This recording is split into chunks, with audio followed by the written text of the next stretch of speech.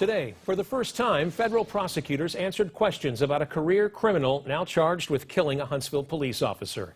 Way 31's I-Team first told you last week about LaJerome Brown's long rap sheet and how he repeatedly broke terms of his supervised release, but prosecutors in Tennessee never tried to send him back to prison.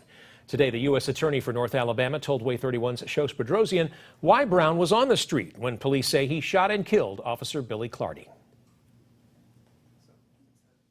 I don't think pointing any fingers at anyone in Tennessee does us any good now, and frankly, I think that they did their jobs to the best of their ability over there in Chattanooga. Tuesday, U.S. Attorney J. Town supported prosecutors in Tennessee with how they handled charges against suspected cop killer LaJerome Brown. They never sent him back to prison, even though he repeatedly violated his supervised release terms. Oftentimes, when there are violations of supervised release, it does not necessarily result in a return to incarceration. It just might mean stricter guidelines or just a reminder of the rules of probation. It doesn't always result in the revocation back to prison.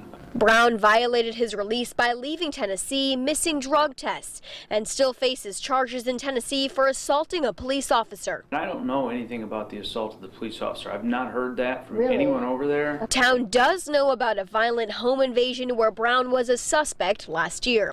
He says it was Tennessee's last chance to send him back to prison, but the victim would not testify. But understand that this could be the result every time we as citizens do not renew our social contract and cooperate with law enforcement. The Eastern District of Tennessee, who prosecuted Brown, refuses to answer why it never tried to send Brown back to prison. That we have an imperfect system, and it worked perfectly for Mr. Brown, but it's going to work perfectly for Mr. Brown again in a Madison County Circuit Court. Brown continues to sit in the Madison County Jail with no bond, and now he has a preliminary hearing scheduled in January. Reporting in Huntsville, Shos Bedrosian, Way 31 News.